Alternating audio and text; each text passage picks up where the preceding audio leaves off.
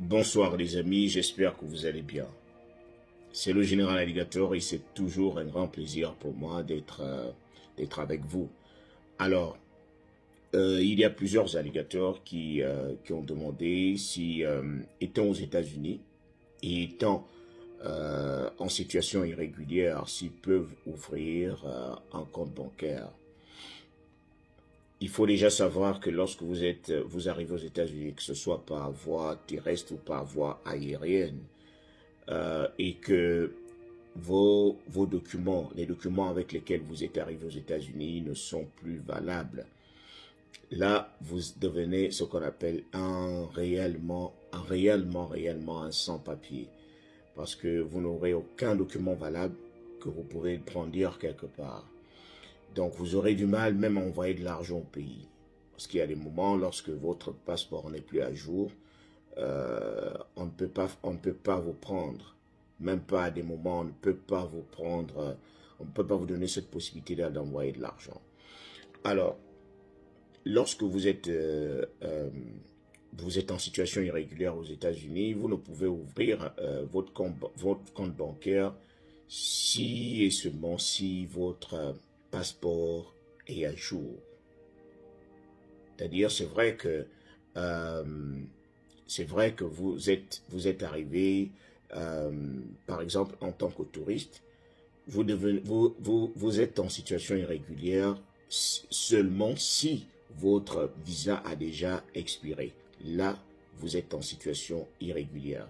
Maintenant, si votre visa a expiré et que votre passeport est toujours valable, vous avez la possibilité d'ouvrir un compte bancaire.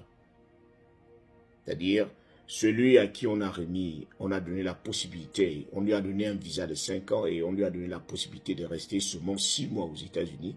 Lui, il en a fait 7. Ça veut dire qu'il est en situation irrégulière. Tu es en situation irrégulière parce que tu es resté plus longtemps que prévu.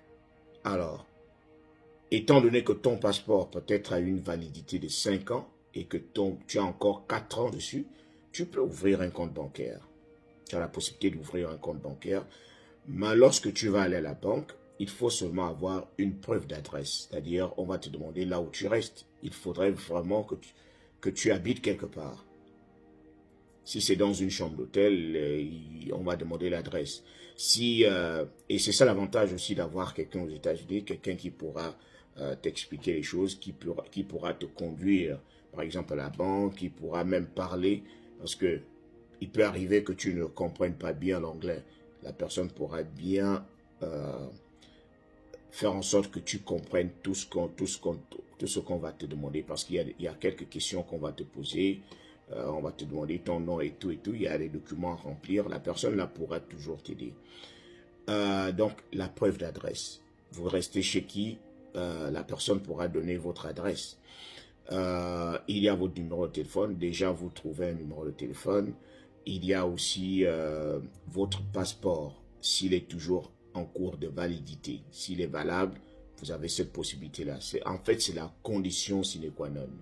Il faudrait forcément que vous ayez le passeport, sinon un document valable. Et après, on va vous demander de déposer de l'argent dans ce compte-là. Et cette somme-là pourra être fixée par la banque. On peut vous dire d'ouvrir le compte peut-être avec 100 $, de déposer déjà 100 $ dans le compte pour que le compte soit valide, quoi. Donc, c'est ça. Lorsque vous êtes aux États-Unis et que vous avez encore votre passeport en cours de validité, vous pouvez ouvrir un compte bancaire. Et si vous avez une adresse, si vous avez une adresse, vous restez quelque part, gardez cette adresse, vous irez avec. Il faut vous trouver un numéro de téléphone. Il faut avoir un peu de cash parce que vous allez déposer ce cash-là dans votre compte. Et puis, vous allez commencer à utiliser le compte. Donc, c'était cela. Pour ceux qui ne sont pas encore abonnés à la chaîne Général Alligator, la chaîne YouTube, pensez à faire un tour. Si vous êtes déjà sur YouTube, cliquez la cloche de notification, abonnez-vous et n'oubliez pas de partager votre expérience. Et je rappelle aussi ici à toutes les personnes qui veulent faire des placements de produits, Si vous tenez bien et si vos produits sont clairs et que ça rentre dans le cadre du système Alligator, vous pouvez m'écrire en inbox